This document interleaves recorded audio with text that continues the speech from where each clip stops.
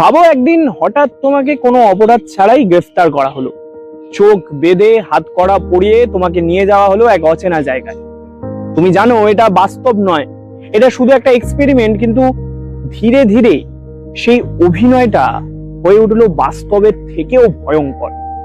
একদিকে কিছু মানুষ যাদের হাতে তুলে দেওয়া হলো ক্ষমতা, অন্যদিকে কিছু মানুষ যাদের থেকে কেড়ে নেওয়া হলো তাদের পরিচয়, স্বাধীনতা আর আত্মসম্মান। কিন্তু প্রশ্ন এখানে, মানুষ কি জন্মগতভাবে খারাপ, নাকি পরিস্থিতি তাকে বদলে দেয় এক অচেনা সত্তায়? নমস্কার, আমি Sayan. The untold archive Bangla চ্যানেলে আপনাদের সবাইকে স্বাগতম, যেখানে আমরা এরকমই অজানা গল্প তুলে ধরি আপনাদের সামনে। আজকের ভিডিওতে আমরা জানবো স্ট্যানফোর্ড প্রিজন এক্সপেরিমেন্টের কাহিনী। 1971 সালে স্ট্যানফোর্ড ইউনিভার্সিটিতে এক মনোবিজ্ঞানী ফিলিপ জিম্বার্ডো এই প্রশ্নের উত্তর খুঁজতে গিয়ে তৈরি করেছিলেন এমন এক পরীক্ষা যা আজও মানব ইতিহাসে সবচেয়ে বিতর্কিত এবং ভয়ঙ্কর মনস্তাত্ত্বিক গবেষণাগুলোর মধ্যে একটি। এটা শুধু একটা এক্সপেরিমেন্ট নয়, এটা মানুষের ভেতরের অন্ধকারের গল্প। 1971 সালের এক দুপুর বেলা আমেরিকার স্ট্যানফোর্ড ইউনিভার্সিটির নীরব ক্যাম্পাসে বসে মনোবিজ্ঞানী ফিলিপ জিম্বার্ডো এমন একটি প্রশ্ন নিয়ে ভাবছিলেন যা শুধু একাডেমিক কৌতূহল নয়, বরং মানব সভ্যতার গভীরতম রহস্যকে স্পর্শ করে। প্রশ্নটি ছিল সহজ, কিন্তু তার পরিণতি ভয়ঙ্কর।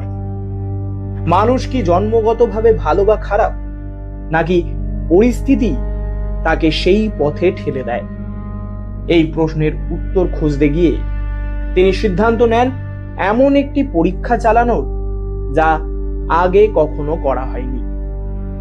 বিশ্ববিদ্যালয়ের বেসমেন্টকে ধাপে ধাপে রূপান্তরিত করা হয় একটি বাস্তবসম্মত কারাগারে।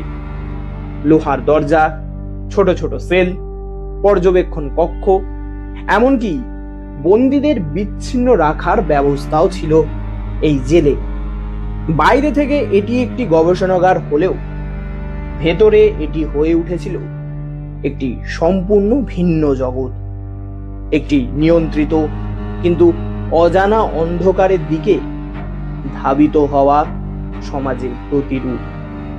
এই মুহূর্তে কেউই বুঝতে পারেনি এই পরীক্ষা শুধু উত্তর খুঁজবে না, বরং নতুন প্রশ্ন তৈরি করবে যা আজও মানব আচরণকে নিয়ে বিতর্কের কেন্দ্রবিন্দুতে রয়েছে। এই পরীক্ষার জন্য নির্বাচিত 24 জন ছাত্র ছিল সম্পূর্ণ স্বাভাবিক, মানসিকভাবে সুস্থ এবং সমাজের সাধারণ প্রতিনিধি। কিন্তু তাদের জীবন এক মুহূর্তে বদলে যায় যখন লটারির মাধ্যমে নির্ধারিত হয় কে হবে গার্ড আর কে হবে প্রিজনার। কিন্তু পরীক্ষার প্রথম দিন থেকেই তাদের জীবনে নেমে আসে নাটকীয় পরিবর্তন। কোনো পূর্বাভাস ছাড়াই প্রিজনার্সদের বাড়ি থেকে পুলিশ এসে গ্রেফতার করে হাত করা, তল্লাশি এবং সম্পূর্ণ বাস্তবসম্মত এক প্রক্রিয়ার মধ্য দিয়ে তাদের নিয়ে যাওয়া হয় সেই কৃত্রিম জেলে। কারাগারে পৌঁছানোর পর প্রথমেই তাদের নাম মুছে ফেলা হয়। তারা আর ব্যক্তি নয়, তারা এখন শুধুই একটি নম্বর। তাদের পোশাক বদলে দেওয়া হয়, মাথায় দেওয়া হয় ক্যাপ, এবং তাদের এমন ভাবে রাখা হয় যেন তারা নিজের পরিচয় ভুলে যায়। এই প্রক্রিয়া ছিল পরিকল্পিত, একজন মানুষের আত্মপরিচয় ভেঙে ফেলার জন্য।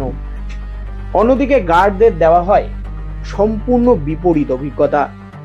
তাদের হাতে তুলে দেওয়া হয় ক্ষমতা, ইউনিফর্ম, সানগ্লাস, যা তাদের চোখকে আড়াল করে আর তৈরি করে এক ধরনের মানসিক দূরত্ব। তারা বন্দীদের সঙ্গে সরাসরি মানবিক সংযোগ হারাতে শুরু করে। ধীরে ধীরে তারা নিজেদেরকে শুধু ছাত্র হিসেবে নয়, বরং এক কর্তৃত্বশীল শক্তির প্রতিনিধি হিসেবে দেখতে শুরু করে।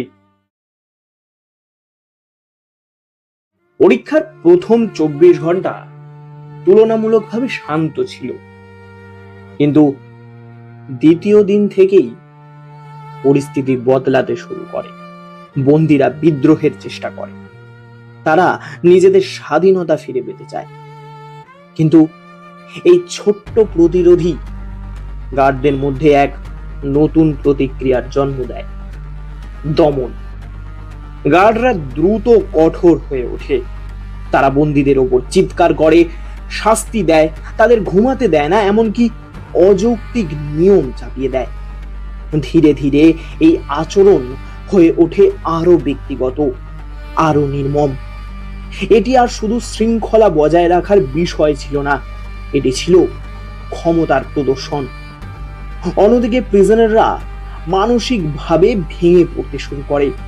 কেউ চরম উদ্বেগে আক্রান্ত হয়, কেউ হঠাৎ করে কান্নায় ভেঙে পড়ে, আবার কেউ সম্পূর্ণভাবে পরিস্থিতির কাছে আত্মসমর্পণ করে। কয়েকজন এতটাই ভেঙে পড়ে যে তাদের পরীক্ষার মাঝ পথেই মুক্তি দিতে হয়। এই মুহূর্তে একটি ভয়ঙ্কর সত্য স্পষ্ট হয়ে ওঠে, মানুষের আচরণকে বদলাতে খুব বেশি কিছু লাগে না, শুধু প্রয়োজন একটি শক্তিশালী পরিবেশ, যেখানে ক্ষমতা ও নিয়ন্ত্রণের ভারসাম্য সম্পূর্ণভাবে একপাক্ষিক। এই পরীক্ষা চলার কথা ছিল 14 দিন, কিন্তু 6ষ্ঠ দিনের মাথায় এসে এটি এমন এক পর্যায়ে পৌঁছে যায় যেখানে তা আর কোনোভাবেই চালিয়ে যাওয়া সম্ভব ছিল না। পরিস্থিতি হয়ে ওঠে অমানবিক এবং গবেষণার উদ্দেশ্য হারিয়ে যেতে থাকে। এই সময়েই গুরুত্বপূর্ণ ভূমিকা পালন করেন ক্রিস্টিনা ম্যাসলক।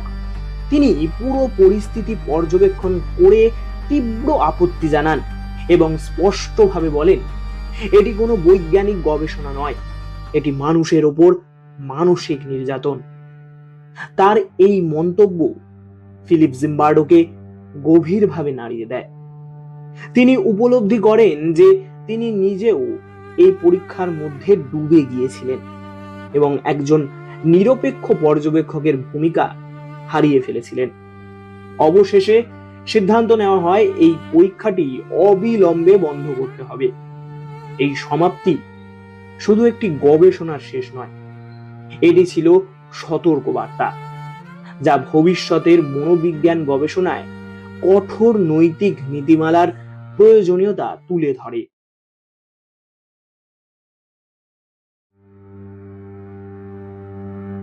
স্ট্যানফোর্ড প্রিজন এক্সপেরিমেন্ট আজও মনোবিজ্ঞানের অন্যতম আলোচিত ও বিতর্কিত গবেষণা।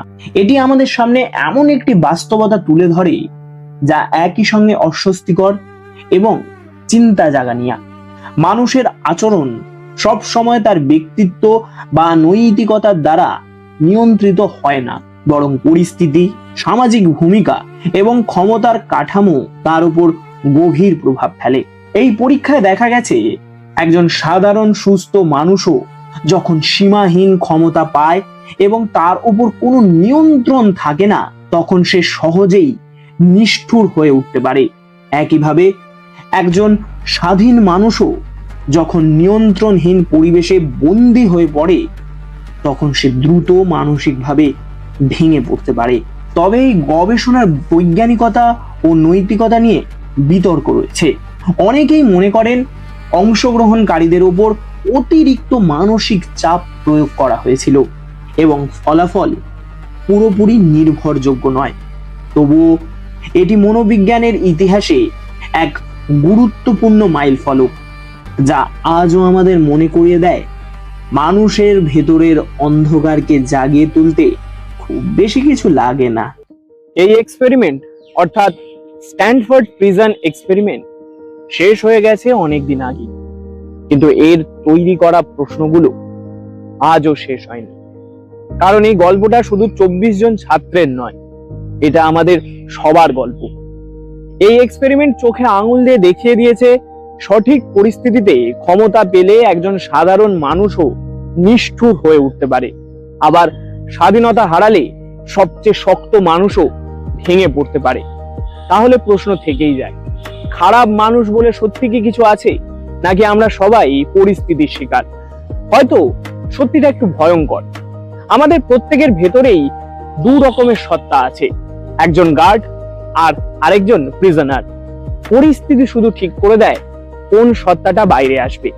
তুমি কি মনে করো, যদি তোমাকেও ঠিক সেই জায়গায় রাখা হতো, তুমি কি নিজের মানবিকতা ধরে রাখতে পারতে? কমেন্টে জানাও তোমার মতামত, এবং এই ভিডিওটা ভালো লাগলে অবশ্যই লাইক করবেন এবং চ্যানেলটাকে সাবস্ক্রাইব করে আমাদের পাশে থাকবে। দেখা হচ্ছে পরবর্তী ভিডিওতে একটা নতুন গল্প নিয়ে এবং একটা নতুন সত্য নিয়ে।